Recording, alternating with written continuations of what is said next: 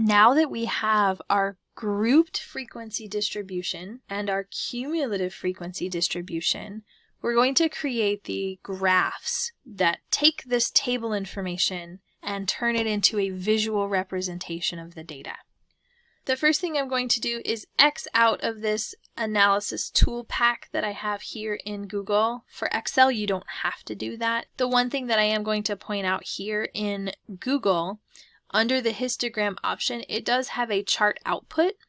However, that chart output is really not ideal for what we're trying to do with a histogram. It's a little bit harder to clean up, and we already have cleaned up our table, so we should use our cleaned up table to create our histogram instead of trying to edit the graph. Editing graphs can be a little challenging, and if we can avoid that, we're going to avoid it. It's not impossible, it just often takes some time. So let's X out of the tool pack, make it go away. I'm going to first do a histogram for my grouped frequency distribution. A histogram, if you recall, is a bar chart based off of this grouped frequency distribution. So I've selected my grouped frequency distribution. I'm going to come up here to the menu and click on Insert and scroll down to Chart. So we're creating a chart. It will often select something for us, what it thinks we want. And in this case, it's actually done a good job of selecting it. I'll scoot my histogram over just a little bit. And that is pretty much exactly what we want. We've got our time in seconds and our frequency over here. We don't really like this title, so we're going to change our title. And so all I did was double click in this text box and I was able to edit the value. The same thing could be done down here. If we needed to edit our horizontal axis or our vertical axis, we could double click in there and just type over it. Now, looking at our histogram, this is actually really good. We have our classes along the bottom, so they're all listed out along the bottom. We have our bars neatly done. Oftentimes, for the histograms, we actually don't like gaps between the bars. But I don't know in Google if that is something that we can change. So that's okay. It's okay to be flexible.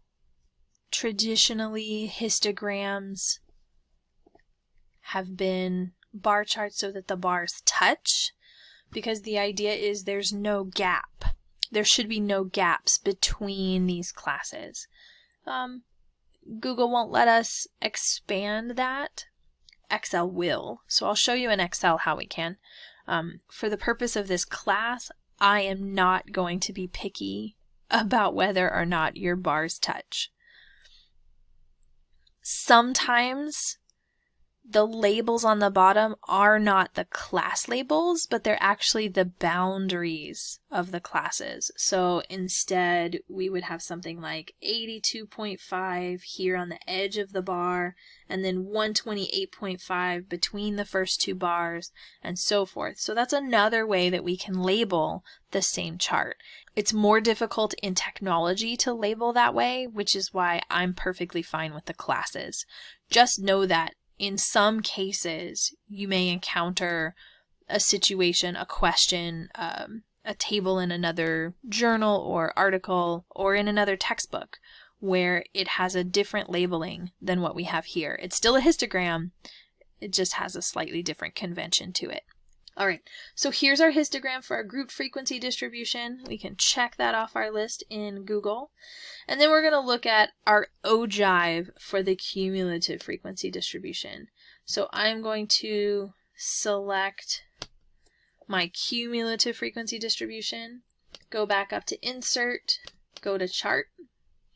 It's going to give me a new one. Yes, it gives me a new one. I'm going to move it below my other histogram and scoot over. So I have my histogram here, and I have this cumulative frequency bar chart here. Notice that the bar goes all the way up to 50, but I don't want the bar chart. That's not at all what I want. An ogive is not a column chart. An ogive is a line graph. So we're going to click down here on the chart type, and it's got a bunch of suggestions. We want the line chart, so we're going to click on that. There's our ogive. The only thing here that we may need one more thing to do, and I know it seems a little weird to do this, it's not part of our table, but let's go back over here to our table for a second, and I'm going to copy it, and we're going to add in one more row right here at the top. I'll insert one above, and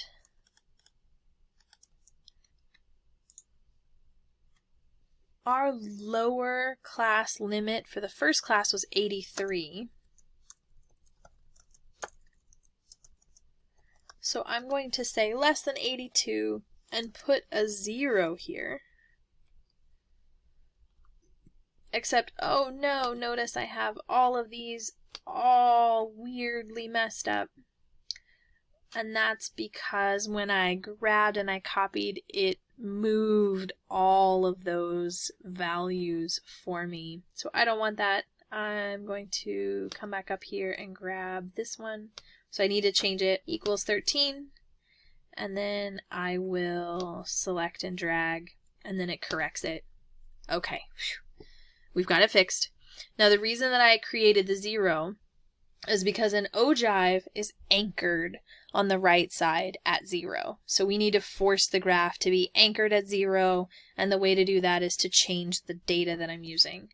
So I am going to delete this chart. And so my true cumulative frequency distribution is this first one. My altered one that has 0 is the second one. I'm going to take its color away so that it does not draw our eye to it. This is what I'm going to use to create my ogive. So I'll select it, insert, chart. It's going to give me another bar chart. I think it defaults at bar chart. That's okay. And then we'll come over here, select a line graph, and there we have it anchored at 0, less than 129, less than 175, less than 221, all the way up to it hits 50 for less than 313. Let's change our title.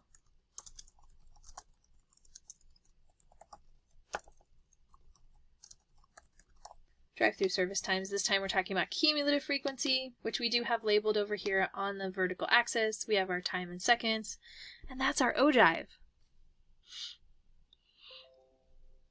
Now, just like I said before with the labels along the horizontal axis, the same thing can happen here, where a textbook or an article or some other publication could have different labeling along the bottom. Instead of saying less than, they could use the less than symbol. They could use the boundaries instead of the class limits. So all of those things are possible. Just know it's different conventions, and it's totally fine to use any of those, at least from my perspective. Now, if you've watched all of this with me working in Google, check out the other video working in Excel and see how to do a relative frequency distribution that you can still do in Google using the same steps I'm going to use in Excel. And we'll recreate this grouped frequency distribution in Excel, only I'm going to use the presidential inauguration ages instead. So we're going to do the other example in Excel, but again, the process is very similar to create these tables and graphs. Keep practicing at it. It takes a while, but you can get the hang of this technology. It's pretty cool stuff. There's a lot of power behind this, and we're only scratching the surface right now.